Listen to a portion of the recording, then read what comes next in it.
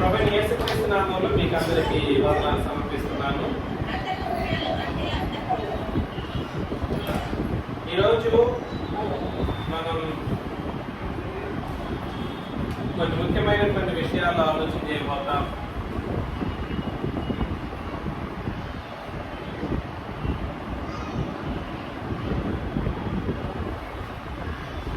దేవుని కూర్చిన సత్యము.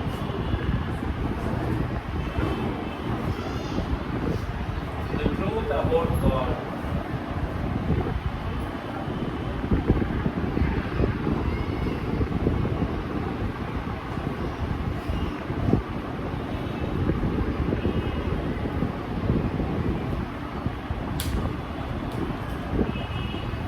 దేవుని కూర్చిన సత్యాన్ని మనం ఆలోచన చేసేటప్పుడు సంగతులను ఆ బైబిల్లో చదువుతూ ఉన్నప్పుడు ఎంతో సులభంగా గ్రహించగలిగినటువంటి పరిస్థితులు ఉన్నప్పటికీ ఇప్పుడున్న పరిస్థితులను బట్టి మరలా ఒకటే విషయాన్ని పరిశీలన చేయవలసినటువంటి అవకాశం కలిగింది. ఎందుకనంటే అనేకులు వాళ్ళకి తోచినటువంటి సిద్ధాంతాలను రుజువు చేసుకోవడం కోసం అనేకములైనటువంటి అబద్ధాలను సృష్టించి కార్యాలు జరిగిస్తూ ఉన్నారు. ఇది ఒక బాధాకరమైనటువంటి ఒక పరిస్థితి.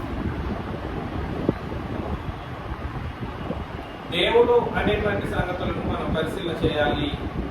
ఇది తెలుసుకోకుండా మనం ఎంత విశ్వాసంగా బ్రతికామో అనే ఆలోచన కూడా సరే కలిగి ఉన్నటువంటి వాళ్ళు విశ్వాసం మొత్తానికి కోల్పోయినటువంటి పరిస్థితుల్లో ఉంటారు.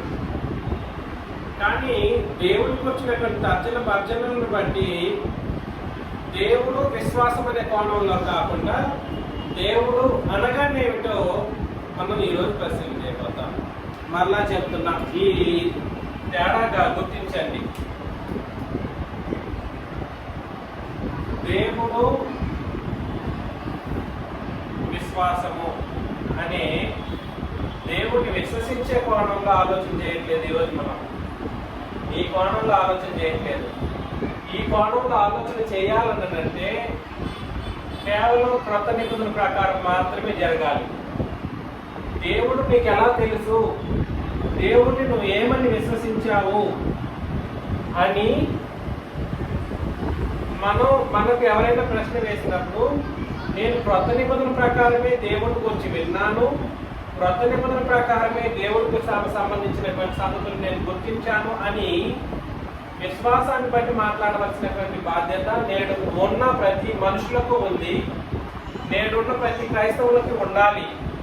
కానీ దేవుడు అనే విశ్వాసానికి సంబంధించి ఈరోజు మనం మాట్లాడట్లేదు. ఎందుకు విశ్వాసం అనేటువంటి విషయాన్ని నేను ఇక్కడ మాట్లాడట్లేదు అనే ఒక విషయానికి సంబంధించి క్రొత్త నిబంధన వాడాలి అనే ఒక కాన్సెప్ట్ ని నేను మాట్లాడట్లేదు అని అంటే ఈరోజు పాత నిబంధనల సంగతులకు సంబంధించి దేవుడు అనే ఒక కోణంలో మనం ఎలా పరిశీలన చేసి తెలుసుకోవాలో ఆ విషయం గురించి మాట్లాడుతున్నాను. నేను విశ్వాసానికి సంబంధించిన సబ్జెక్ట్ కాదు ఈరోజు చెప్పే విషయం. ఏమైనా అర్థమవుతుందా? విశ్వాసానికి సంబంధించిన దేవుడు అనే కాన్సెప్ట్ గురించి నేను మాట్లాడట్లేదు. ఎందుకు అంటే మరలా చెప్తున్నాను, దేవుడు అనే ఆయనను ఇప్పుడున్నటువంటి నరజాతి మానవ జాతి గుర్తించి గ్రహించాలనంటే ఇప్పుడున్నటువంటి మానవ జాతి, ఇప్పుడున్న వాళ్ళు ఎవరు అంటే సర్వలోక ప్రజలు దేవుణ్ణి గుర్తించాలి లేదా ఆయన ఎంత విశ్వాసం ఉంచాలి అనేటువంటి విశ్వాసం ఏదైతే ఉందో ఈ సర్వలోకానికి సంబంధించినటువంటి విశ్వాస క్రమం అనేది 66 పుస్తకాల్లో లేదండి. 66 పుస్తకాల్లో విశ్వాసానికి సంబంధించిన విషయాలు లేవు. దేవుడు అనేటువంటి విషయంలో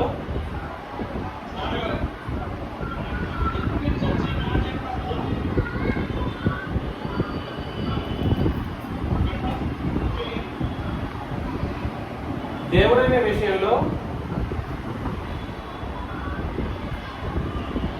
విశ్వాసానికి సంబంధించి 66 పుస్తకాల సంగతులను మనం పరిశీలన చేయడానికి అవకాశం లేదు. ఒకసారి గలతీ పత్రిక 3:23 మనం చదివినట్లయితే, గలతీ 3:23 మనం చదివినట్లయితే ఏమనుంది?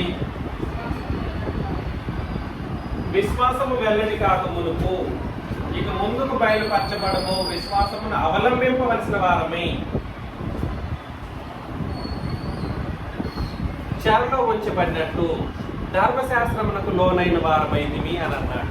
అంటే ఈ విశ్వాసం అనేది ధర్మశాస్త్ర కాలం ఉన్నంత కాలం కూడా సరే వెల్లడి కాలేదు అని అన్నాడు. ఏది? క్రొత్త నిబంధన విశ్వాసానికి సంబంధించిన విశ్వాసం ఏదైతే ఉందో, ఈ క్రొత్త నిబంధన విశ్వాసానికి సంబంధించిన విషయాలు పాత నిబంధన ఉన్నంత కాలం కూడా సరే వెల్లడి అయ్యిందా? వెల్లడి కాలేదు.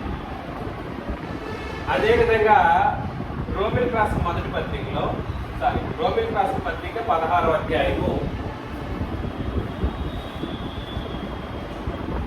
25 కూడా మనం చదివినట్లయితే, సర్వలోకము లేదా సమస్త జనులకు సంబంధించినటువంటి విశ్వాసం గురించి మాట్లాడుతూ, ఈ విశ్వాసము రావాలని అంటే ఏం చేయాలి? ఇది ఈ విశ్వాసం ఎప్పటి నుండి మరుగు చేయబడిందంట? అనాది నుండి మరుగు చేయబడి అపోస్తులు ప్రకటించాక అది ఏమైంది? ప్రత్యక్షతలోకి వచ్చింది, చలామణిలోకి, చెల్లుబాటులోకి వచ్చింది. అంటే ఆదికాండం 1వ అధ్యాయం నుండి కూడా సరే, అంతకు ముందు కాలం నుండి కూడా వాస్తవానికి చెప్పాలంటే ఆదికాండం 1వ అధ్యాయం నుండి క్రీస్తు శిలువలో ధర్మశాస్త్రం అనేది కొట్టివేయబడి అపోస్తులు బోధిస్తారు చూడండి. అపోస్తులు బోధించేంత వరకు కూడా సరే ఈ సమస్త జనుల విశ్వాసం ఎలా ఉంది? సమస్త లోక జనుల యొక్క సమస్తమైన అన్ని జనుల విశ్వాసములకు విధేయులగునట్లు అని అన్నాడుగా. ఈ విశ్వాసం ఎలా ఉంది? ఇక్కడ నుండి ఇక్కడి వరకు అనాది నుండి మర్మంగా ఉంచబడింది. అపోస్తులు ప్రకటించేంత వరకు, బోధించేంత వరకు ఎలా ఉంచబడింది?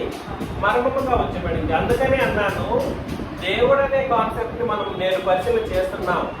ఈ దేవుడు అనే కాన్సెప్ట్ ని మనం పరిశీలన చేస్తూ ఉన్నప్పుడు ఇది విశ్వాస సంబంధమైన విషయంగా కాకుండా దేవుడు అనేటువంటి ఆయన గురించినటువంటి కొన్ని సంగతులను మనం పరిశీలన చేయడానికి ప్రయత్నం చేయబోతాం. ఎందుకనంటే నేడు ఈ క్రొత్త నిబంధనకు సంబంధించినటువంటి సంగతులు ఏవైతే ఉన్నాయో వాటికి సంబంధించి నేను మాట్లాడట్లేదు. ఇన్ జనరల్ గా ఓవరాల్ గా మాట్లాడే ప్రయత్నంలో నేను మాట్లాడబోతున్నాను. ఈ సంగతి మనకు తేటగా అర్థం కావాలి. కాబట్టి దేవుడు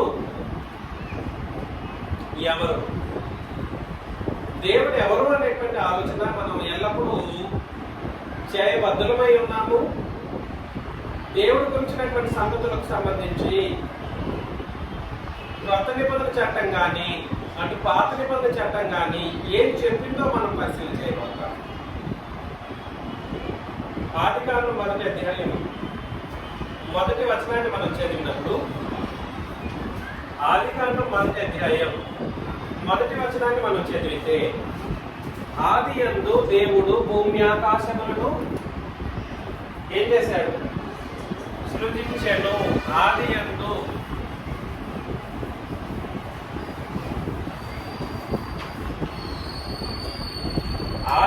దేవుడు ఏం చేశాడండి?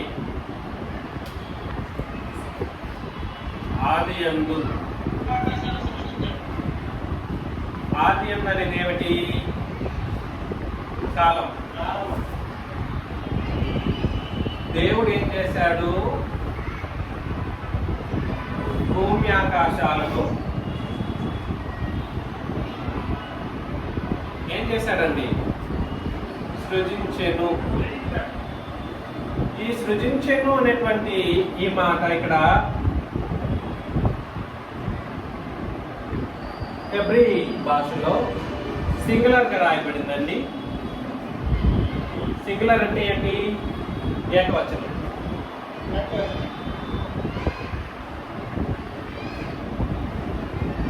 ఇక్కడ దేవుడు అనే మాట హెబ్రీలో ఎలోహిం.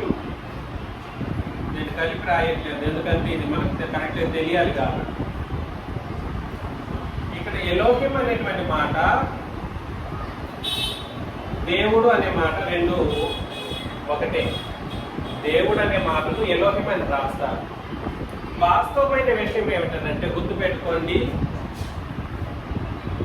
ఈఎల్ఎల్ అంటే దేవుడు లేదా సింగులర్ గా ఉన్నటువంటి వ్యక్తిని దేవా అని పిలిచే మాటకు సంబంధించింది.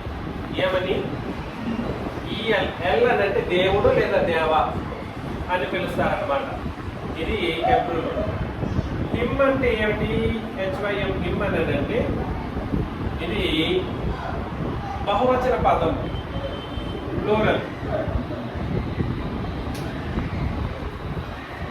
ప్లూరలిస్టిక్ గా దేవుడిని ప్లూరలిస్టిక్ గా మాట్లాడే బహువచన పదజాలంతో దేవుడిని ఎలోహిం అనేటువంటి పదజాలంతో పిలువబడేటువంటి ఒక మాట.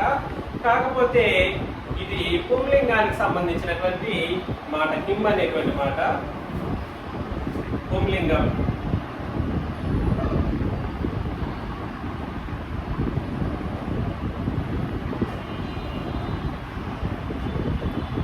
దయచేసి గుర్తించండి, 2వ వచనంలో అక్కడే ఆదికాండం 1వ అధ్యాయం 2వ వచనంలో భూమి నిరాకారముగాను శూన్యముగాను ఉండెను, చీకటి అగాధ జలము పైన కమ్మి ఉండెను, దేవుని ఆత్మ ఎవరండి? దేవుని ఆత్మ. దేవుని ఆత్మ జలముల పైన అల్లాడుచుండెను అని అన్నాడు. కాబట్టి దేవుని ఆత్మ అనేటువంటి మాటలు కూడా సరే ఎలోహిం అనే రాయబడి ఉంటుంది. ఆత్మ అంటే రువా అని అంటారు. ఎలోహిం దేవుని అనే దేవుడు లేదా దేవుని లేదా దేవ అనేటువంటి పదాలకు ఈఎల్ అని కానీ ఎలోహిం అని కానీ వాడబడి ఉంటుంది. ఈఎల్ అని రాస్తే ఏమిటని అర్థం? సింగులర్ గా పిలుస్తున్నాడు, ఒక వ్యక్తి గురించి, ఒక దేవుడి గురించి మాట్లాడుతున్నాడు అని అర్థం. ఎలోహిం అంటే మాక్సిమం ఎలోహిం అని అన్నా కూడా సరే సింగులర్ గా వాడబడినప్పటికీ కూడా సరే ఇక్కడ ఎందుకంటే ఇక్కడ ఎలోహిం అనే రాయబడింది, కానీ ఇక్కడ సృజించను అన్న పద్యాలను బట్టి ఇది ఏమని ఆలోచన చేయాలి? సింగులర్ అనే ఆలోచన చేయాలి. ఏమని? సింగులర్ అని. సృజించను అనేటువంటి ఈ మాట హెబ్రీలో సింగులర్ పదజాలంతో వాడబడింది కాబట్టి ఎలోహిం అనేటువంటి మాటను ఒక పదజాలంతో పిలిచినట్లుగా అనబడుతుందే కానీ అన్ని సందర్భాల్లోనూ ఈ రూలు వర్తించదు. ఏ రూలు? సింగులర్ గానే ఉండాలనే రూలు వర్తించదు.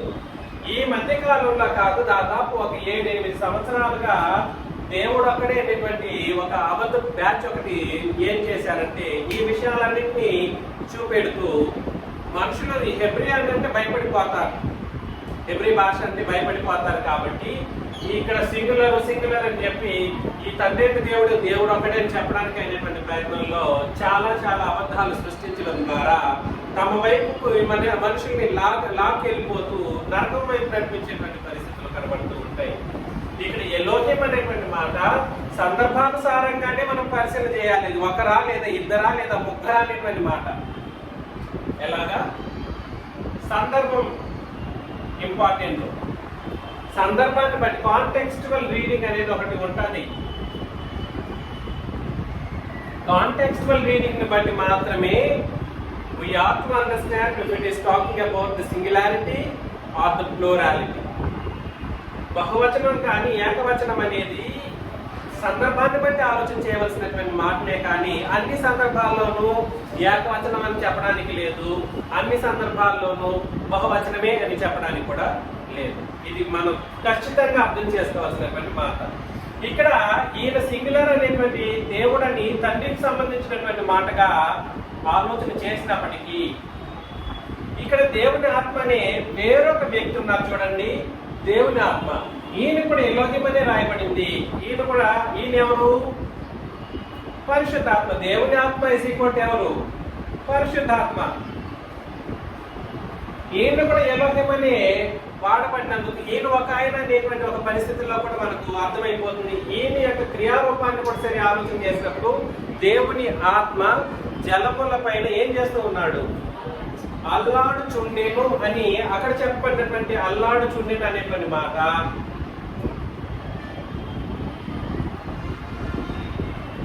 ఇది కూడా సింగులర్ వెర్బ్ అన్నమాట. ఇది ఎలాగైతే సృజించను అని చెప్పబడినటువంటిది సింగులర్ వెర్బ్ అయ్యిందో ఇక్కడ కూడా సరే దేవుని ఆత్మ జలముల పైన అల్లాడుచుండెను అనేటువంటి మాట ఒక వ్యక్తికి సంబంధించి చెప్పినటువంటి మాటనే, సింగులర్ వెర్బే అది కూడా. అంటే ఈయన ఒక ఆయన ఉన్నారు, ఈయన ఇంకొక ఆయన ఉన్నారు అని ఇద్దరు వేరు వేరు వ్యక్తులకు సంబంధించినటువంటి కార్యక్రమాలను మొదటి అధ్యాయం మొదటి 2 వచనాల్లోనే చెప్పేశారు. ఈయన వేరు, ఈయన వేరు, కానీ ఈయన ఎలోహిమే, ఈయన ఎలోహిం. కానీ ఎలోహిం అనే పదం వాస్తవానికి పరిశీలన చేసినప్పుడు ఇది ఒకరికి సంబంధించింది కాదు, ఒక వ్యక్తికే, ఒక దేవుడే అని చెప్పడానికి అవకాశం లేదు. ఇది సందర్భాన్ని బట్టి ఎలోహిం అనేటువంటి మాటను మనం అర్థం చేసుకోవాల్సినటువంటి పరిస్థితులు ఉన్నాయి. ఎందుకంటే ఎలోహిం, ఎల్లనంటే దేవుడు, దేవా అనేటువంటి పిలిచినప్పటికీ హిమ్ అనే మాట ఒకటి ఉంది చూడండి. హిమ్ అనేటువంటి మాట అది ఎప్పటికైనా కూడా సరే ప్లోరలిస్టిక్ వర్డ్ అన్నమాట. దేవత్వం విషయంలో ప్లోరలిస్టిక్ ని తెలియజేసే మాట ఏమిటంటే హిమ్ అనేది. నేను చెప్పేది మీకు అర్థమవుతుందా? దయచేసి ఇది చాలా కీలకమైనటువంటి ఒక సబ్జెక్ట్, ఇది గ్రహించాలి. హిమ్ అన్న పదాన్ని బట్టి ప్లోరల్ గా మనం గుర్తించవలసినటువంటి పరిస్థితి ఉంటుంది. ఇందుని బట్టి మీకు నేను చెప్పడానికి సులభంగా అర్థం చేసుకోవడానికి మీకు చెప్పే మాట ఏమిటంటే ఎలోహిం అనే మాట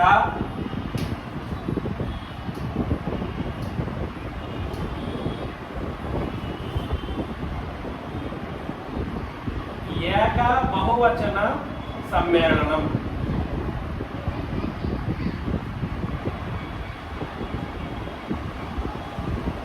ఇది మీకు అర్థం కావాలండి. ఏక బహువచనం ఎప్పుడు ఏకవచనం అని అంటే సందర్భాన్ని పెట్టి ఆలోచన చేయాలి.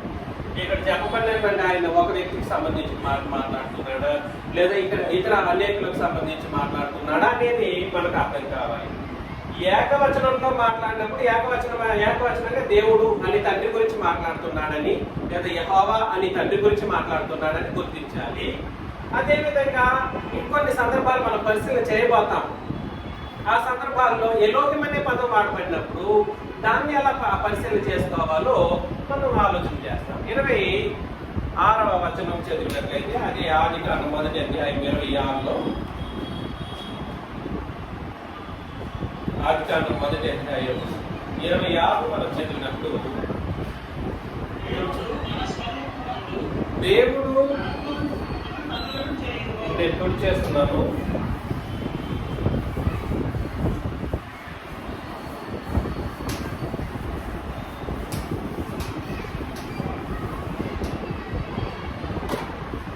ఈ సబ్జెక్ట్ మిస్ అయితే మాత్రం ఇంకా ఎవరు నేనేం చేయలేను, అది నా తప్పు కాదు. నేను ఎన్నాళ్ళ నుండి దాదాపు 2018లో ఈ సబ్జెక్ట్ నేను రాశాను, 2018లో. అయినప్పటికీ చెప్పడానికి ఈరోజు అవకాశం దొరికింది. దేవుడు ప్రభు మనకు అవకాశాన్ని ఇప్పుడే ఇచ్చారు. సో దయచేసి ఇది అవకాశాన్ని మీరు అందుకోవాల్సిందిగా మిమ్మల్ని అందరినీ ప్రేమతో మనం చేస్తున్నాను. దేవుడు, మరలా చెబుతున్నాను, దేవుడు అనేటువంటి మాట వాస్తవంగా కామన్ గా బహువచనం, అంటే దేవుడు అనే మాట తెలుగులో రాస్తేనేమో అది ఏకవచనంగానే కనబడుతుంది. తెలుగులో రాస్తే ఏమని కనబడుతుంది? ఏకవచనం. కానీ దీనికి సమానార్థాన్ని ఇచ్చే ఎలోహిం అనేటువంటి మాట అన్ని సందర్భాల్లోనూ ఏకవచనం కాదు. ఈ సందర్భాన్ని బట్టి ఏకవచనం, సందర్భాన్ని బట్టి బహువచనంగా ఉంటుంది. అర్థమవుతుందండి? సందర్భాన్ని బట్టి ఇది ఏకవచనమా బహువచనమా గుర్తించవలసిన బాధ్యత ఏమంటే మనుషులదే. నాకు తెలియదు అని అంటే ఇది తెలుసుకోవాల్సిన ఒక సంగతి.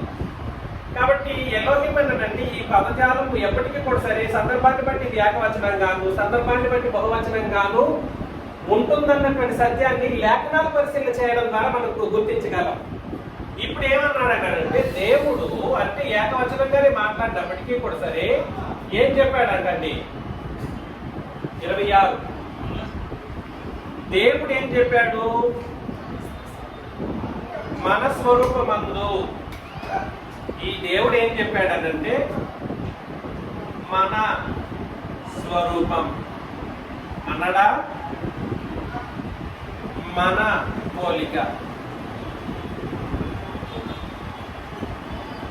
మన స్వరూపము మన పోలిక చొప్పున ఎవరిని చేస్తాము? నరులను చేస్తాం. నరులను ఏం చేస్తారు? చదవండి. మన పోలిక చొప్పున నరులను చేయుదము అని అన్నాడు. చేయుదము.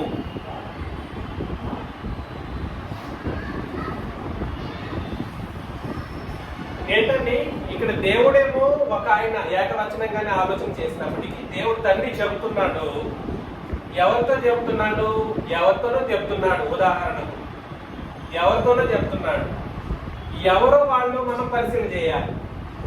కాకపోతే ఈ దేవుని యొక్క స్వరూపము, ఈ మనాన్ని చెప్పబడినటువంటి వాళ్ళు ఎందరైతే ఉన్నారో వాళ్ళ యొక్క స్వరూపము సమానం. ఈ దేవుని యొక్క స్వరూపము, చెబుతున్న దేవుని యొక్క స్వరూపము, చెప్పబడుతున్నటువంటి మన అన్నటువంటి వాళ్ళ యొక్క పోలిక రెండు ఒకటి. ఆయన యొక్క పోలిక, ఈయన యొక్క పోలిక. ఆయన యొక్క పోలిక ఇక్కడ మనాన్ని చెప్పబడినటువంటి వాళ్ళ యొక్క స్వరూపం కానీ పోలికలు కానీ సమానంగా ఉంటూ ఉన్నాయి. ఈ పోలిక చొప్పున ఎవరు వస్తారు? నరులు వస్తారు. వస్తారా? నరులు వస్తారు. ఎబ్రియన్ క్లాస్ పత్రికలో ఒక మాట మనం చదువుతాం. ఎబ్రియన్ క్లాస్ పత్రిక 2వ అధ్యాయంలో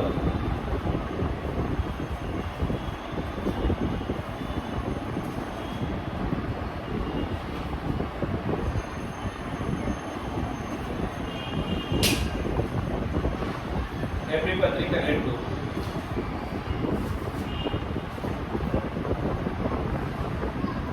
6 చదువుతాం. అయితే ఒకడు ఒక చోట ఇలాగ దృఢముగా సాక్ష్యం ఇచ్చుచున్నాడు. నీవు మనుషుని జ్ఞాపకము చేసుకున్నటకు వాడే పాటి వాడు, నీవు నరపుత్రుని దర్శించుటకు వాడే పాటి వాడు, నీవు దేవదూతల కంటే వారిని కొంచెం తక్కువ వానిగా చేసితివి, మహిమా ప్రభావములతో వానికి కిరీటము ధరింప చేసితివి, నీ చేతి పనుల మీద వానికి అధికారమును అనుగ్రహించితివి, వాని పాదముల క్రింద సమస్తమును. ఎవరి వాడు వాణి అని చెప్పబడినటువంటి వ్యక్తి ఎవరు? నీవు దేవదూతల కంటే కొంచెం తక్కువ వాణిగా చేసితివి అని అంటే ఎవరు ఆ వ్యక్తి? యేసుక్రీస్తు. అవునా?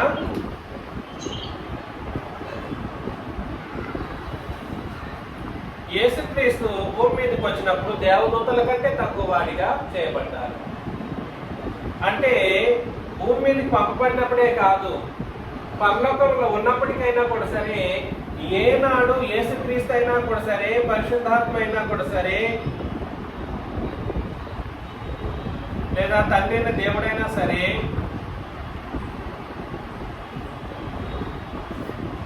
దేవదూతలతో సమానుడు కాదు. ఎవరితో సమానులు కాదు?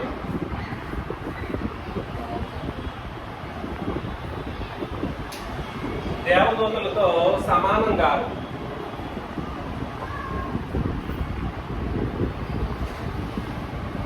తండ్రి క్రీస్తు పరిశుద్ధాత్మ ఎప్పటికీ కూడా సరే దేవదూతలతో సమానంగా ఉంటారా? ఈ అబద్ధ బోధకులు చెప్పేవాళ్ళు ఏం చెప్తారు తెలుసా? దేవుడు ఒకడే అని చెప్పేవాళ్ళు, ఈ దేవుడు అంట వచ్చి కొన్ని దేవదూతలను పిలిచారంట. ఆయన పిలిచి మన పోలిక చొప్పున ఆత్మరూపంలో మనుషులు చేస్తాం రండి అని దేవదూతలతో చెప్పినట్టుగా ఒక కథను సృష్టించారు. దానికి వాక్యాధారాలు ఉన్నాయంటే వాక్యాధారాలు ఎక్కడా లేదు.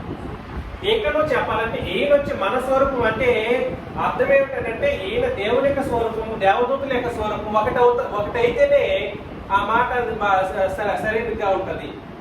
ఏ మాట? మన స్వరూపం చొప్పున మన పోలిక చొప్పున నరులను చేయడం రండి అని దేవదూతలతో చెబితే అప్పుడు దేవుని స్వరూపం దేవదూతల స్వరూపం ఏమవుతుంది? ఒకటవుతుంది. కానీ దేవుని స్వరూపము దేవదూతల స్వరూపము ఒకటి అవుతుందానంటే ఎన్నాటికి ఒకటి కాదు. అందులోనూ క్రీస్తు లేదా పరిశుద్ధాత్మ యొక్క స్వరూపము ఒకటి అవుతుందానంటే అసలు ఎప్పటికీ దేవదూతల స్వరూపము ఒకటి కాదు. ఒకటి కాదన్నప్పుడు మరి ఎవరి స్వరూపం ఒకటి అవ్వగలదు? వీరి యొక్క స్వరూపం ఏదైతే ఉందో ఈ స్వరూపము నరుల యొక్క స్వరూపం ఒకటి అవ్వడానికి అవకాశం ఉంది. ఎవరి యొక్క స్వరూపము? ఎందుకంటే వాళ్ళు చేసింది అలా డిజైన్ చేశారు. మనుషులు చేసినప్పుడే మన పోలిక చొప్పున మన స్వరూపం ప్రకారం నరులను చేస్తాము అని అంటే నరుల యొక్క ఆత్మ సంబంధమైన స్వరూపం ఏదైతే ఉందో ఈజ్ ఈక్వల్ టు దేవుని స్వరూపం, సమానత్వంగా ఉంటుంది అనేటువంటి ఒక సంగతిని మనం అర్థం చేసుకోవాలి. దేవదూతలు దేవుని యొక్క స్వరూపం కానీ దేవదూతల యొక్క స్వరూపం కానీ ఏ నాటికి ఒకటి కాదు. దేవుని యొక్క పోలిక కానీ దేవదూతల యొక్క పోలిక కానీ ఏ నాటికి ఒకటి కాదు, నేరదు. ఈ విషయం మనకు ఖచ్చితంగా అర్థం కావాల్సినటువంటి పరిస్థితి ఉంది. ఏదేమైనప్పటికీ ఇక్కడ చెప్పబడినటువంటి మన అని చెప్పబడినటువంటి వాళ్ళు ఎవరైతే ఉన్నారో వాళ్ళు ఈజ్ ఈక్వల్ టు ఏమిటి?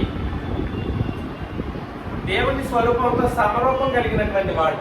ఆయన ఎలాంటి స్వరూపం కలిగి ఉన్నారో వీళ్ళు ఈయన మనాన్ని చెప్పబడిన వాళ్ళు కూడా సరే ఏ స్వరూపం కలిగి ఉన్నారు? దేవుని స్వరూపం కలిగిన వాళ్ళు, లేదా ఒకటే స్వరూపం కలిగిన వాళ్ళు, లేదా ఒకటే పోలికను కలిగిన వాళ్ళు. ఇంతకు ముందే చెప్పాం, మొదటి అధ్యాయం 2వ వచనంలో సృష్టిని సృష్టించేటప్పుడు ఆది యందు భూమి ఆకాశాలు సృష్టించేటప్పుడే ఒక ఆయన ఉన్నారు. ఆయన ఎవరు? ఏంటంటే తండ్రి దేవుడు అంటారు. 2వ వచనంలో ఎవరి గురించి మాట్లాడాడు? దేవుని ఆత్మ. ఈయనెవరు? పరిశుద్ధాత్మ. అవునా? కాబట్టి ఈ సృష్టిని చేసేటప్పుడే పరిశుద్ధాత్మ ఉన్నాడన్న సంగతి మనకు అర్థమైపోతుంది. అంటే ఈయన స్వరూపము ఈయన యొక్క స్వరూపం ఒకటే అని దాని అర్థం.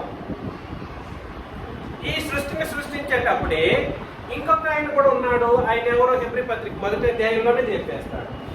ఏమిటి? మొదటి అధ్యాయం హెబ్రీ పత్రిక మొదటి అధ్యాయంలో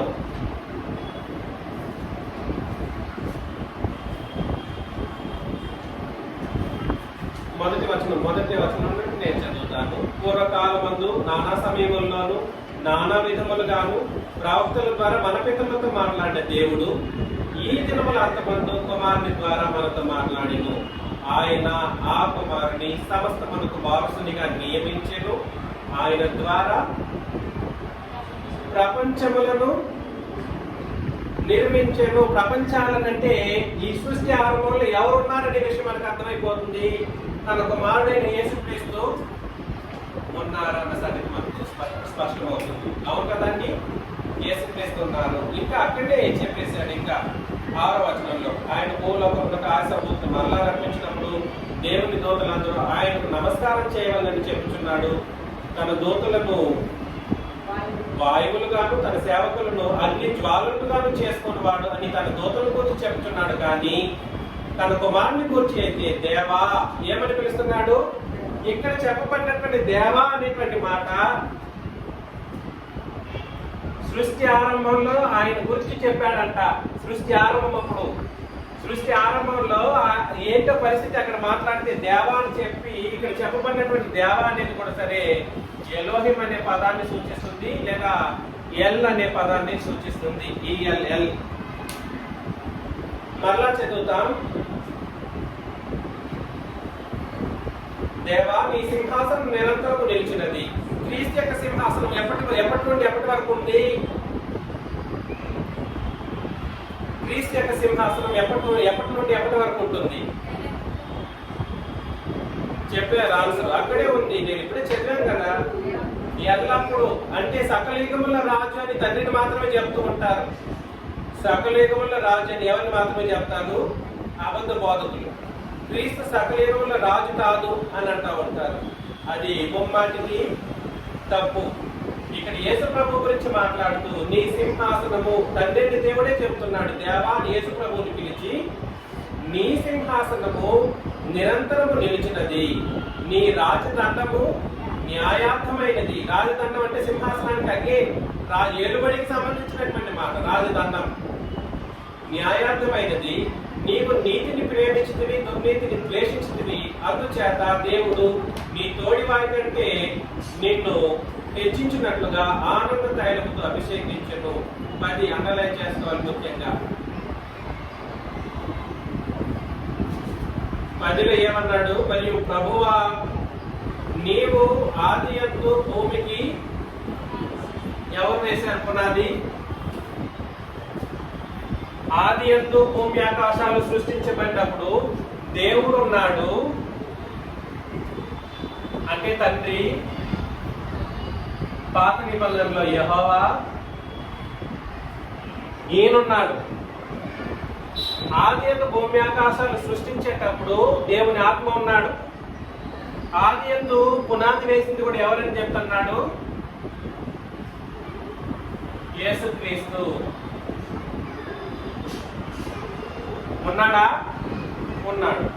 కాబట్టి సృష్టి ఆరంభంలో ఎంతమంది ఉన్నారు? పరిశుద్ధాత్మ గురించి మాట్లాడట్లేదు అక్కడ. పరిశుద్ధాత్మ గురించి క్షమించండి, దేవదూతల గురించి మాట్లాడట్లేదు. ఇక్కడ చెప్పబడినటువంటి మన అనేటువంటి మాట ఒకరికి సంబంధించింది కాదు.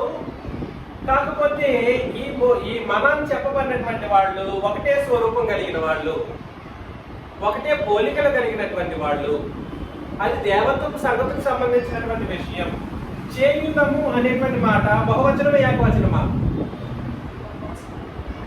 చేయుదము, చేస్తాను లేదా చేయుదుము అని అంటే అది సింగులర్ ఫామ్. చేయుదుము అని అంటే బహువచనం. ఒక విషయం గుర్తుపెట్టుకోండి, తమ యొక్క అబద్ధ బోధనను స్థాపించుకోవడం కొరకు దేవదూతలను కూడా సృష్టికర్తలుగా మార్చేసిన వైనం నేడున్నటువంటి తప్పుడు బోధలో తయారయ్యింది. దేవదూతలు కూడా ఏం చేశారంటే నలుగురు చేశారా? అసలు ఏమైనా అర్థం ఉందా? ఏమైనా ఆలోచన చేయటానికైనా మనకు అవకాశం ఉందా? ఇంత అబద్ధాలు ఎక్కడి నుండి పుట్టుకొచ్చాయి? ఇంత అబద్ధాలు పుట్టుకొచ్చేసాయి. కాబట్టి మన అని చెప్పబడినటువంటి ఈ పదం దేనికి సంబంధించిందంటే దేవుని స్వరూపానికి పోలికకు సంబంధించిన మాట. ఇది ఒకరిని ఉద్దేశించింది కాదు, మరి అనేకులను ఉద్దేశించింది. అనేకులను ఉద్దేశించింది అని అన్నప్పుడు దాని అర్థం ఏంటంటే ఇది ఎలోహిం అని చెప్పబడేటువంటి పదజాలంలో బహుళత్వాన్ని సూచించేటువంటి మాట. ఏమి సూచించేటువంటి మాట? ఎలోహిం అనే మాట ఒక పదంలోనే మరి బహుళత్వాన్ని సూచించేటువంటి మాటగా మనం గుర్తించాలి. ఇక్కడ మన అని చెప్పబడినటువంటి దేవుని స్వరూపము లేదా దేవుడు అనేటువంటి దేవుని యొక్క పోలిక అనేటువంటి మాటలు ఏవైతే ఉన్నాయో మన అని చెప్పబడిన దాన్ని బట్టి, అదేవిధంగా చేయుదము అని సృష్టించేటువంటి అధికారాన్ని లేదా శక్తి సామర్థ్యాలను కలిగినటువంటి వారితో ఈ తండ్రిని దేవుడు చెబుతున్నటువంటి మాటగా మనం గుర్తిస్తున్నాం. కాబట్టి ఆ దేవుడు ఏం చెప్పాడనంటే హెబ్రీ పత్రికలో మనం చదివాం, ఏ సృష్టిని అయితే సృష్టిస్తాను అని చెప్పినటువంటి ఆ దేవుడే ఏమని చెప్పాడు? ప్రభువా, నీవు ఆదియందు భూమిని పునాదులు వేసింది అని ఆయన మాటలు కూడా నమ్మట్లేదు ఈ మనుషులు. ఎవరి మాటలు కూడా నమ్మట్లేదు. తండ్రి చెప్పినటువంటి ఆ మాటలు నమ్మట్లేదు. యేసు ప్రభువు నేనున్నానప్పుడు అని ఆయన కారణంగానే చెప్పినప్పుడు అర్థం చేసుకోవట్లేదు. అపోస్తులను చెప్పినా అర్థం చేసుకోవట్లేదు. ఎవరు చెప్పినా అర్థం చేసుకోవట్లేదు. అపోస్తులు చెప్పినా అర్థం చేసుకోలేదు పరిస్థితుల్లో ఉన్నారు. సరే, ఏదేమైనప్పటికీ మనం గుర్తించాల్సిన సంగతి, మనం తెలుసుకోవాల్సినటువంటి సంగతి ఏమిటంటే ఎలోహిం అనేటువంటి ఒక మాట ఏదైతే ఉందో అది ఏకవచనాన్ని మాత్రమే సూచించదు. అది సందర్భాన్ని బట్టి బహుళత్వాన్ని సూచిస్తుంది. ఏం సూచిస్తుందండి? సందర్భాన్ని బట్టి ప్లూరాలిటీని సూచిస్తుంది, బహుళత్వాన్ని తెలియజేస్తుంది. ఇది ఖచ్చితంగా మనం తెలుసుకోవాలి. అత్యంత ముఖ్యమైనటువంటి విషయాల్లో మరికొన్ని సంగతులు మనం పరిశీలన చేస్తాం.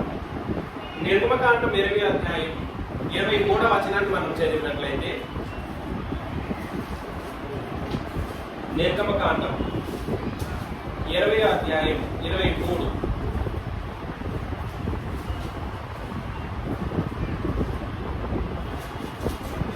చదువుతారా ఎవరైనా?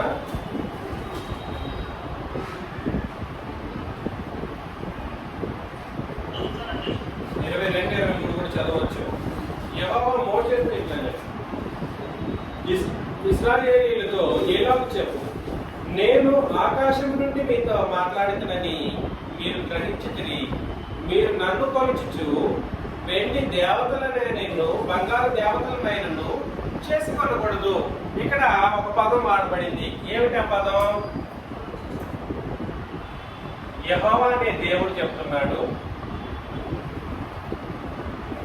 నేనేం చెప్తున్నాడనంటే, మీరు దేవతలు నన్ను తెలుసుకున్నారు, కానీ ఈ దేవతలు అనే వాళ్ళని కూడా మీరు వెండితోను బంగారాలతోనూ తయారు చేసుకుని వాటిని కూడా మీరు ఏం చేస్తున్నారు? పూజిస్తున్నారు. ఇక్కడ చెప్పబడినటువంటి దేవతలు అనేటువంటి మాటలు హెబ్రీ భాషలో పరిశీలన చేసినప్పుడు అక్కడ కూడా ఎలోహిం అని ఉంటుందండి. ఏ పదం కనబడుతుంది? దేవతలు. ఈ మాట ఏదైతే ఉందో దేవతలు అని అంటే అది బహుళతమా ఏకవచనమా? ఇల్లు అనే మాట దేనికి సూచిస్తుంది? బహువచనం.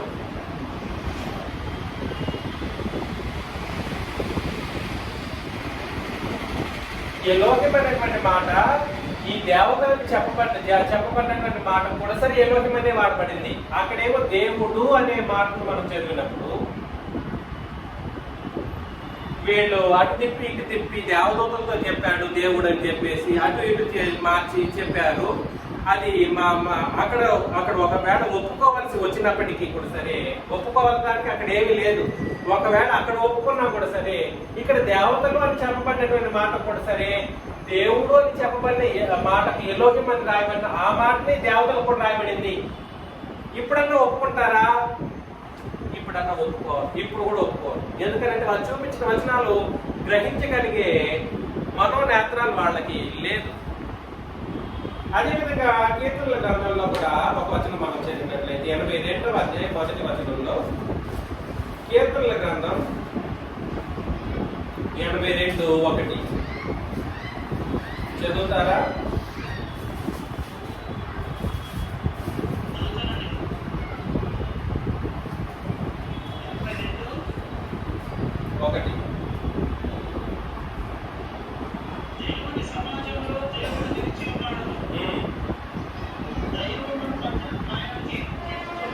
ఎన్ని పదాలు చూడండి అక్కడ.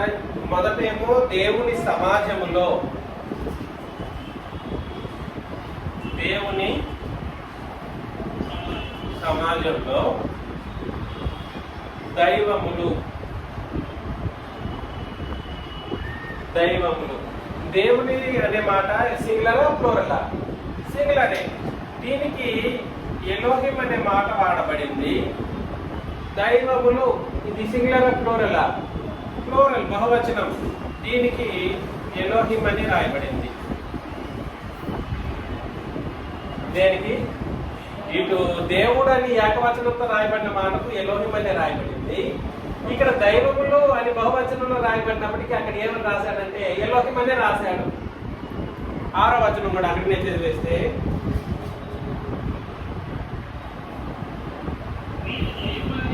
ఏమని? దైవములు అనే మాట ఏమని రాశాడు? ఎలోహిం అనే రాశాడు. ఇంకో పదాన్ని తీసుకొచ్చి అక్కడ ముడిపెట్టలేదు. ఏ పదాన్ని తీసుకొచ్చి ఎలోహిం అనే మాటకు ఇంకో పదం ఏమైనా ఉంటే బహువచనంతో సూచించడానికి హెబ్రీ భాషలో ఇంకొక పదాన్ని తీసుకొని వచ్చి మాట్లాడలేదు.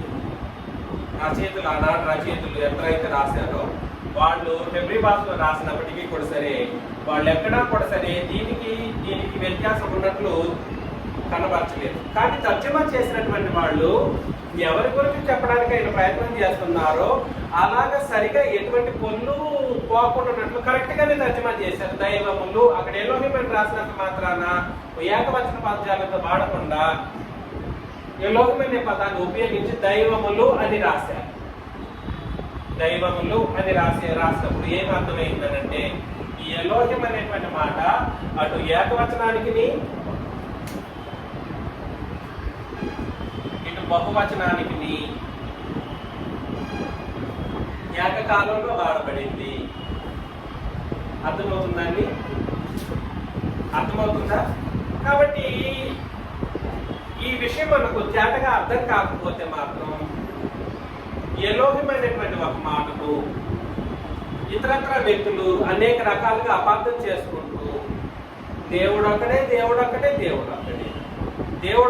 అన్నప్పుడు ఎలోహిం అనే మాట సింగులర్ గా వాడబడిందని ఎలోహిం అనే పదజాలాన్ని ఉపయోగించి వాళ్ళు ఏదో పెద్ద థియాలజీ స్టడీస్ చేసేసినట్టు ఏమీ తెలియని వాళ్ళు కూడా అసలు అచ్చులు హల్లులు తెలుగులో తెలియకపోవడం పోయిన వాళ్ళు కూడా ఇప్పుడు ఎలోహిం అనే పదజాలాలు వాడటం చాలా బాధాకరమైనటువంటి పరిస్థితిగా మిగిలిపోయింది.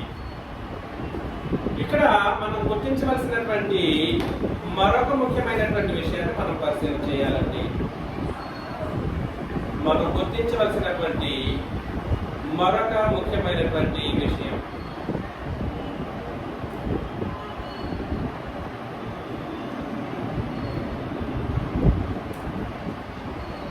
మత్తయి సువార్త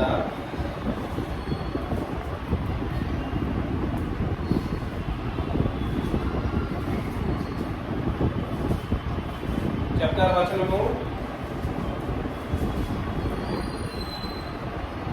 ఎవరికైనా గుర్తుందా?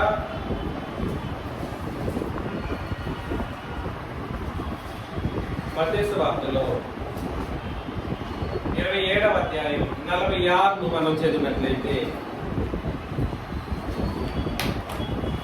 మత్తయి సువార్త 27:46 ఇంచుమించు 3 గంటలప్పుడు యేసు ఏలీ ఏలీ లామా సబక్తాని అని బిగ్గరగా కేకలు వేసింది.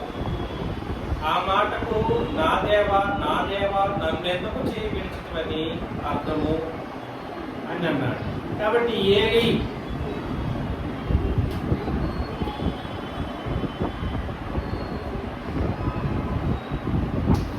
లేదా తెలుగులోనే రాద్దాం, ఏలి లేదా ఎల్ఈఐ లేదా ఎల్ఈఐఈ లేదా ఏదో ఒకటి ఇంగ్లీష్లో రాయకపోయినప్పటికీ కూడా సరే గ్రహించండి, ఎల్ అనే పదజాలంతోనే వాడబడింది. ఎల్ ప్లస్ ఏహెచ్ అన్నట్టు కూడా ఎలా అన్నట్టు కూడా కనబడుతూ ఉంటుంది. ఇది హెబ్రీ భాష కాబట్టి మనం అంత సులభంగా గ్రహించడానికి అయిన ప్రయత్నం చేయలేము. మిమ్మల్ని నేను ప్రేమతో హెచ్చరిస్తున్న విషయం ఏమిటంటే గుర్తించి గ్రహించండి. ఈ ఏలి ఎలా అనే పదజాలం నుండి అల్లా అనే పదజాలం కూడా వచ్చింది. అల్లాహ్ అంటే అదేదో దేవుడి పేరు అనుకుంటాం. దేవుడి పేరు దేవుడే. అల్లాహ్ అంటే కూడా దేవుడే, పేరు కాదు.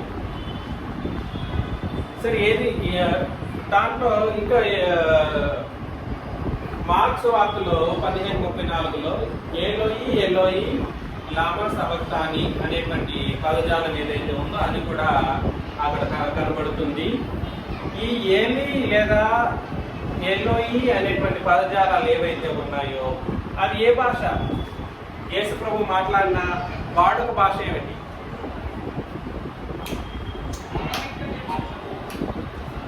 అది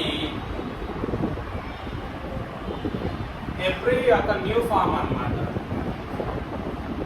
అప్పటికి అది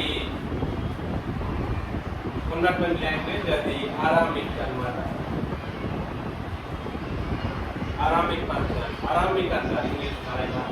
ఆయన మాట్లాడినటువంటి మాట అరామిక్ భాష. అరామిక్కి హెబ్రీకి చాలా డిఫరెన్స్ ఏమి ఉండవు. దాదాపు సమానంగానే, ఉచ్చారణలతో పాటు సమానంగానే ఉంటుంది. ఇప్పుడు మోషే వాడినటువంటి ఆ హెబ్రీ భాష చాలా క్రిటికల్ అండ్ ఓల్డ్ భాష. యేసు ప్రభు మాట్లాడిన భాష దీనికి దాదాపు సమానంగానే ఉన్నటువంటి భాష. కాకపోతే ఇది న్యూ ఏజ్ హెబ్రీ భాషని యేసు ప్రభు అరామిక్ భాషగా మాట్లాడారు. సో ఏలి లేదా ఎలోహి లేదా ఏలోయి అనేటువంటి పదజాలాలు ఏవైతే ఉన్నాయో ఇక్కడ ఏం చెప్పాడంటే నా దేవా అని మాట్లాడాడు. ఈ నా దేవా అన్నటువంటి మాట దేనికి సంబంధించింది? ఏకన బహువచన మాట? ఏకవచనమే. నా దేవా అని చెప్పబడినటువంటి మాట. అందుకే చెప్పాను, ఎల్ లేదా ఎలి లేదా ఎలోయి అని చెప్పబడినటువంటి పదజాలాలు ఇవన్నీ కూడా సరే ఏకవచనాన్ని సూచించడానికి, ఎలోహిం అని చెప్పబడినటువంటి మాట మాత్రం సందర్భాన్ని బట్టి బహువచనాన్ని కాదు మనం పరిశీలించడానికి ఆలోచించేయాలి. ఏమైనా అర్థమవుతుందండి? కొంచెం కష్టంగా ఉందా? ఇది మనం గుర్తించాలి. భాషను బట్టి కూడా సరే మనం ఆలోచన చేసినప్పుడు యేసు ప్రభు మాట్లాడినటువంటి మాట హెబ్రీ భాషలోనే మాట్లాడుకుంటూ వచ్చారు. ఆయన మరణానంతరం ఏ భాష ప్రాముఖ్యంలోకి వచ్చింది? గ్రీక్ భాష. భాషను బట్టి కూడా గ్రంథ విభజన చేయడానికి అవకాశం ఉంది.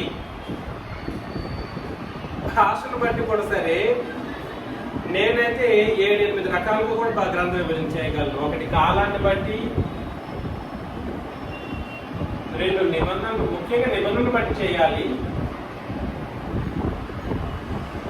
నిబంధనలు బట్టి, ముందుగా నిబంధనలు బట్టి గ్రంథ విభజన, 2 కాలాన్ని బట్టి గ్రంథ విభజన, 3 విశ్వాసాన్ని బట్టి గ్రంథ విభజన, నీతిని బట్టి గ్రంథ విభజన, తర్వాత భాషను బట్టి కూడా గ్రంథ విభజన, ఆ తర్వాత సువార్తను బట్టి గ్రంథ విభజన, తర్వాత దేవత్వాన్ని బట్టి గ్రంథ విభజన.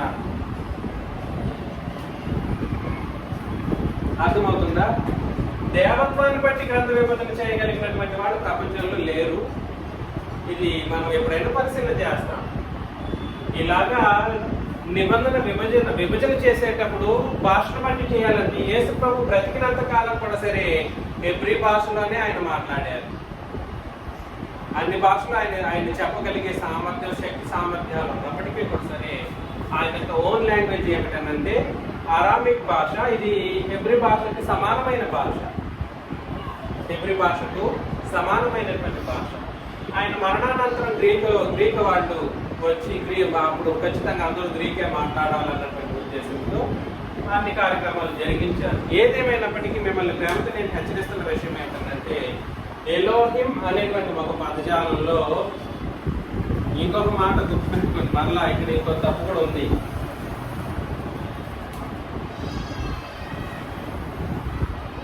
ఇప్పుడు గ్రంథ విభజన ప్రకారం ఆలోచన చేసినప్పుడు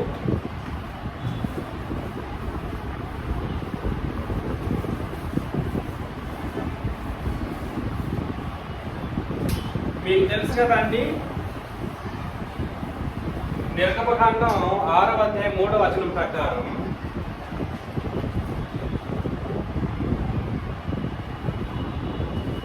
యెహోవా అనే ఆయన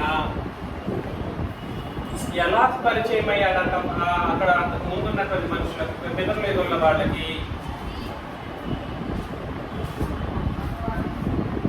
సర్వశక్తి గల దేవుడినిగానే తెలుసు ఆయన. ఎవరికి?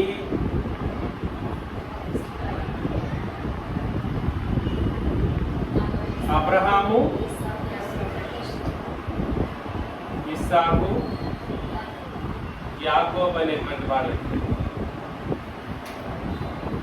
కానీ యెహోవాగా ఆయన పరిచయం కాలేదు అప్పటికే. కానీ ఆదికాండము 2వ అధ్యాయంలోనే యెహోవా అన్న మాట కనబడతారు. ఆదికాండం 2వ అధ్యాయంలోనే యెహోవాకు ప్రార్థన చేసిరి అనే మాట మనకు కనబడుతుంది. కానీ అబ్రహాము, ఇస్సాకు, యాకోబు వీళ్ళందరూ కొన్ని తరాల తర్వాత వచ్చారు. ఆది కాలంలో కొన్ని తరాలు గడిచిపోయాయి. ఆ తరాల తర్వాతనే అబ్రహాం, ఇస్సాకు, యాకోబులు వచ్చినప్పటికీ అప్పటి వరకు కూడా సరే వీళ్ళకే సర్వశక్తి గల దేవుడిగానే తెలుసు. కానీ యెహోవాగా వాళ్ళకి తెలియదు. యెహోవాగా తెలిసేటువంటి ఒక పరిస్థితి ఇశ్రాయేలీయులకు మాత్రమే.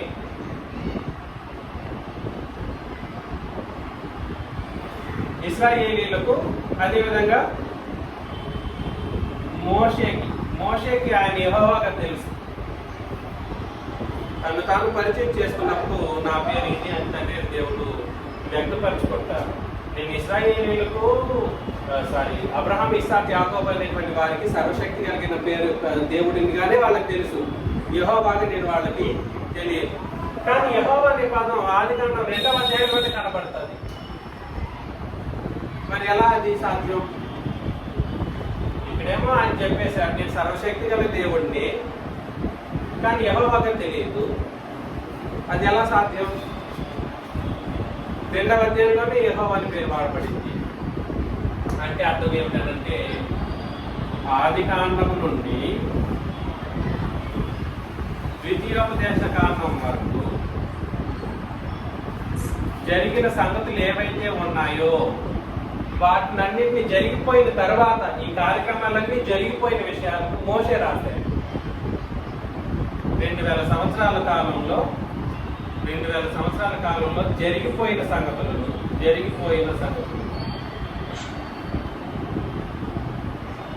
మోషే రాశాడు. మోషేకి దేవుడు ఎలా తెలుసు? యెహోవాగా తెలుసు.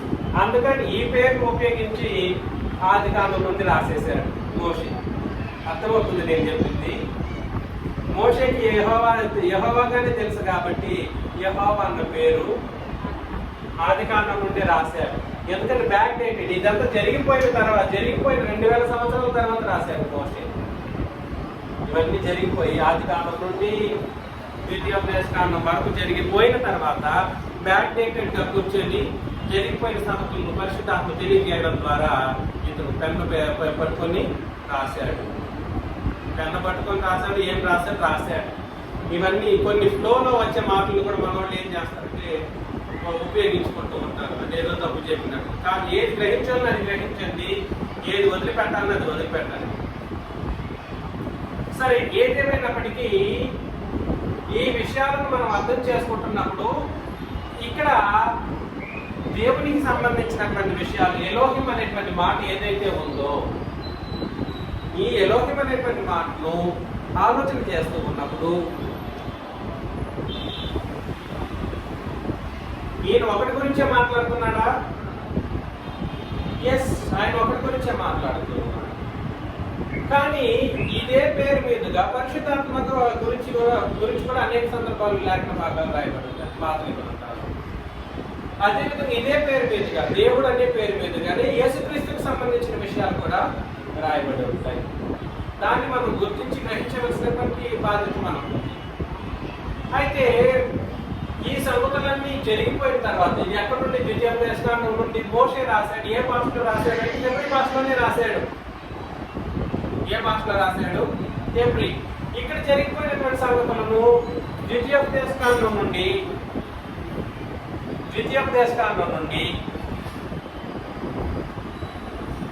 క్రీస్తు శిలువ వరకు కూడా సరే, మనం ఇప్పుడు చదివిన వచనాలను బట్టి ఏలి లామా సబక్తాని అనే పదజాలం అయితేనేమి, ఎలోయి లామా సబక్తాని అని చెప్పబడినటువంటి ఆ మాటను బట్టి కూడా సరే, యేసుక్రీస్తు సిలువలోనే ఆ పదజాలాలు వాడారు. సిలువ వరకు ఏ భాష చలామణిలో ఉందని అర్థం? భాష. కాబట్టి భాషను బట్టి మనం గ్రంథ విభజన చేసినప్పటికీ కూడా సరే, ఏ నిబంధన ఎక్కడ ముగించబడిందో మనకు అర్థమైపోగలదు. ఆ తర్వాత గ్రీకు భాష పదజాలాలు వచ్చాయి. కాకపోతే ఒక ఇన్ఫర్మేషన్ ఏమిటంటే, మత్తయి, మార్కు, లూకా, యోహాను సువార్తల్లో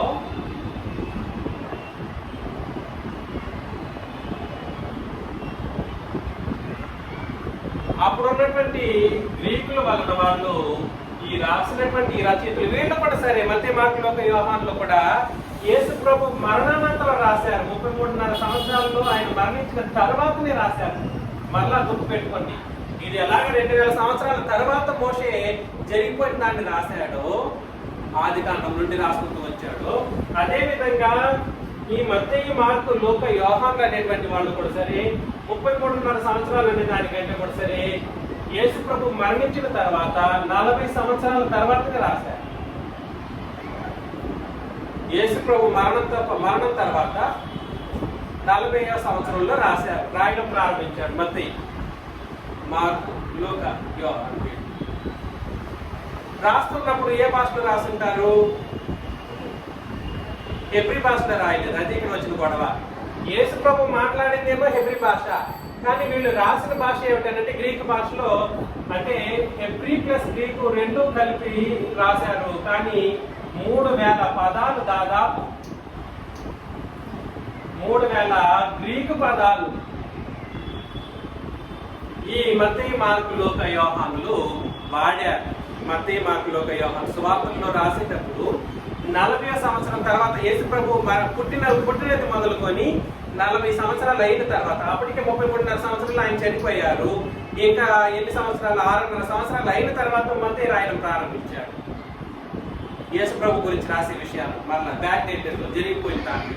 రాయడానికి ప్రయత్నం చేసినప్పుడు అప్పటికే గ్రీక్ దేశస్తులు వీళ్ళందరూ కూడా సరే రాజ్యాధికారం చేస్తున్న కారణాన్ని బట్టి గ్రీకు భాషను వృద్ధి చేయడం ద్వారా ఏం జరిగిందనంటే వీళ్ళు దాదాపు 3000 గ్రీకు పదాలు మత్తయి మార్కు లోకా యోహాను సువార్తల్లో వాడారు. కాబట్టి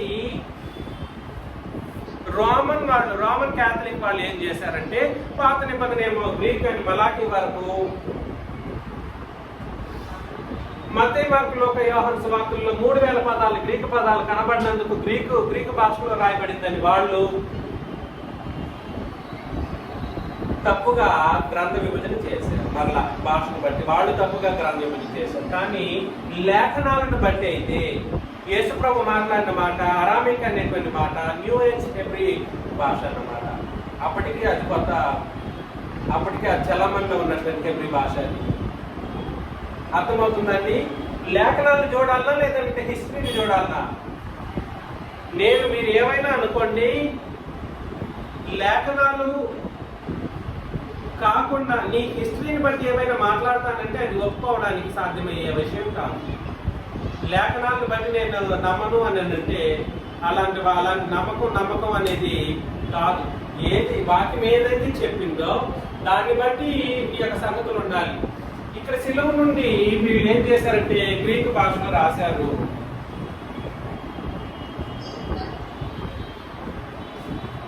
ఇది క్రొత్త నిబంధన అంతా కూడా సరే గ్రీక్ భాషలో. సో చూసారా, గ్రంథ విభజన అర్థమైందా? భాషను బట్టి గ్రంథ విభజన. దయచేసి గ్రహించండి. ఎలోయి లామా సబక్తాని అనేటువంటి మాట హెబ్రీ భాషనే. అది అరామిక్ భాష అనేటువంటి ఒక హెబ్రీ భాషలో ఒక తెగ లాంటిది. అది ఒక కోణంలో వాడబడేటువంటి ఒక పదజాలమే. కాకపోతే ఆ ఎలోయి అనేటువంటి మాట దేవుడు అనేటువంటి దేవ అనేటువంటి పదజాలాన్ని సూచిస్తుంది. వచ్చిన గొడవ ఏమిటంటే ఇప్పుడు గ్రీకులో రాశారా మనుషులు? ఎవరెవరు రాశారు? రాసిన వాళ్ళు, గ్రీకులో రాసిన వాళ్ళు దేవుడు అనేటువంటి పదాన్ని థియోస్ అని రాశారు. ఏకవచనం థియోస్.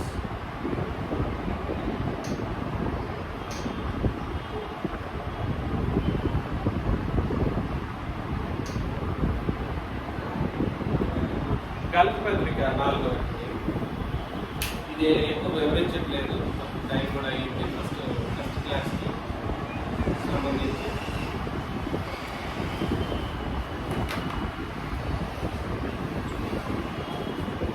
4వ అధ్యాయం 8.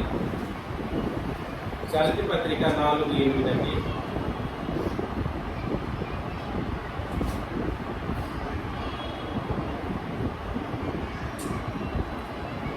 చదువుతారా?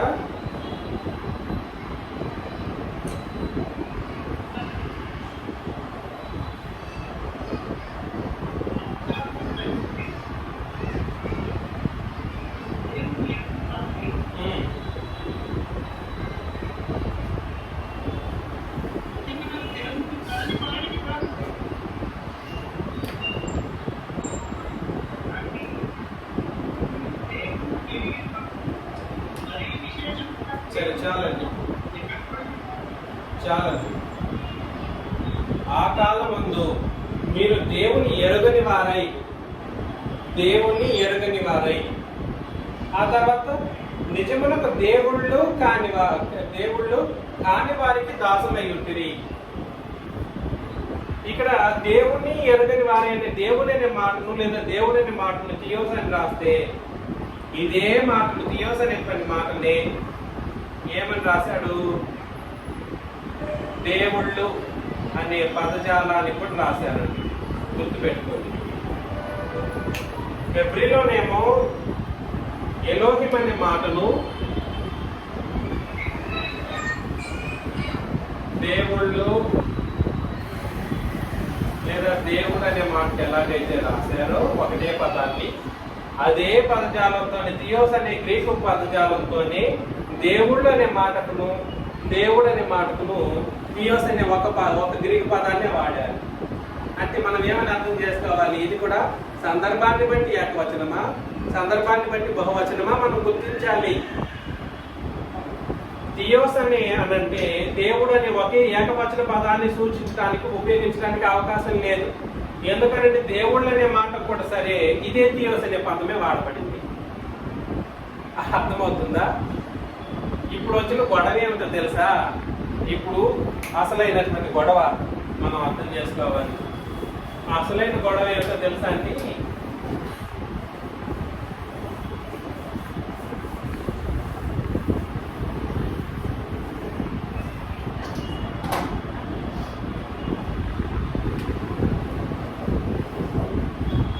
హెబ్రీలోనేమో ఎలోహిం, గ్రీకులోనేమో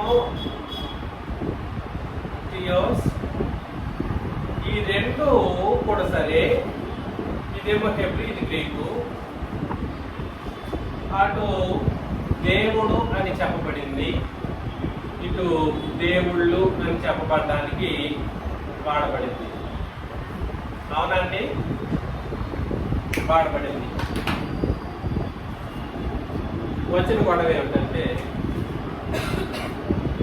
ఈ దేవుడు అని ఏకవచనం నమ్మేవాళ్ళు, ఏకవచనం అని నమ్మేవాళ్ళు దేవుడు ఒకటే బ్యాచ్ అయిపోయారు. అంటే వీళ్ళు క్రీస్తు యొక్క దేవత్వాన్ని అంగీకరించరు, దేవుడు కాదంటారు. పరిశుద్ధాత్ముడు కూడా సరే దేవుడు కాదు అని అంటారు. వీళ్ళు దేవుళ్ళు అనే మాట ఉంది కదా, వీళ్ళు ఎలా తయారయ్యారంటే ఈ ఎలోహిం అనే ఒక మాటలోనే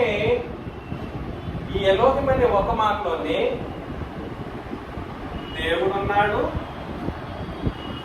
క్రీస్తు ఉన్నాడు, పరిశుద్ధాత్ముడు ఉన్నాడు అని ముగ్గురు దేవుళ్ళ ట్రినిటేరియన్ బోధ,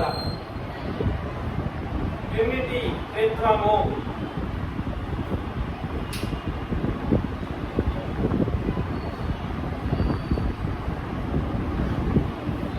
అటుపోతే ఏకవచనం, అటుపోతే దేవుడు అక్కడని వాళ్ళు ఏడిస్తే, దేవుడు ఒకడు కాదు, దేవుడు ముగ్గురు. ఈ ఒక పదంలోనే ముగ్గురు ఉన్నారు అని చెప్పి వీళ్ళు ఏడుస్తూ, పోతే అటు లేకపోతే ఇటు. వచనాల ప్రకారం ఆలోచన చేయండి అంటే ఎవరు ఆలోచన చేయలేకపోయారు. దీనివల్ల ఏం జరిగిందో తెలుసా? బైబిలే కొలాప్స్ అయిపోయింది. మనుషుల మధ్యలో, హిందువుల మధ్యలో, ముస్లింల మధ్యలో, ఈ హేతువాదుల మధ్యలో బైబిల్ ఒక ఆట పుస్తకంగాను, బైబిల్ ఒక అజ్ఞానమైనటువంటి కాలకృత్యానికి సంబంధించినటువంటి లేదా ఏదో పనికిరాని పుస్తకంగా మార్చివేయబడింది. ఈ రెండు కాన్సెప్ట్స్ బట్టి ఎంతో బాధాకరమైనటువంటి పోతే అటుపోతారు ట్రినిటీ వైపు. ముఖ్యంగా రత్నకిషోర్ లాంటి వాడు చేసే బోధలు ఇవి. లేదనంటే అతను డిబేట్ చేసిన అతను నామా పాల్ అని ఇంకొకడు, అతను ఏం చేశాడంటే దేవుడు అక్కడ ఆయన ఇటు దీని వైపు వాదిస్తే ఈయన దీని వైపు వాదిస్తాడు. ఎట్లుంది చూసారా? ఇది రెండూ తప్పే. ఇది తప్పే, ఇది తప్పే. విషయం ఏమిటంటే ఈ ఎలోహిం అనే మాటలో ముగ్గురు ఉన్నారనేటువంటి మాట మనం తప్పుగా అర్థం చేసుకోవడానికి ప్రయత్నం చేసే మాట. అలా చేయకూడదు. ఎలోహిం అనేటువంటి మాటలు సందర్భానుసారంగా అనే మాట చెప్పాను చూడండి. సందర్భానుసారంగా ఇది క్రీస్తుకు వాడితే ఈయన దేవుడు, సందర్భానుసారంగా తండ్రికి వాడితే ఈయన దేవుడు, సందర్భానుసారంగా పరిశుద్ధాత్మకు వాడితే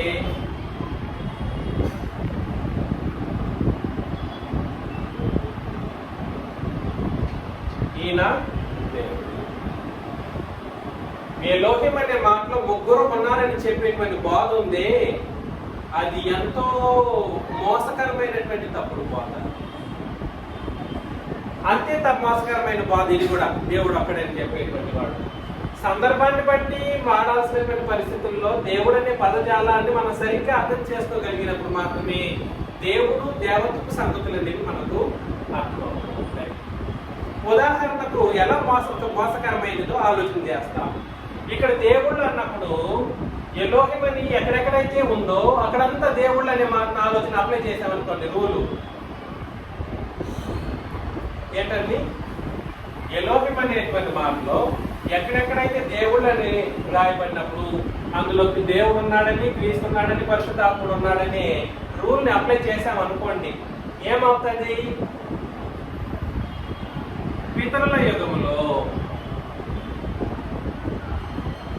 యుగంలో అబ్రహాముతో మాట్లాడాడు ఒక ఆయన, తండ్రిని దేవుడి అన్న ఉదాహరణ. దేవుడు పిలిచిన అబ్రహాముని అబ్రహామా అని దేవుడు పిలిచిన అన్నప్పుడు ముగ్గురు పిలిచారని దాని అర్థం. ఈ రూల్ని అప్లై చేసామనుకోండి, ముగ్గురు పిలిచారని అర్థం అవుతుంది. ముగ్గురు పిలిస్తే అబ్రహాం ఎవరి యందు విశ్వాసం ఉంచాడు?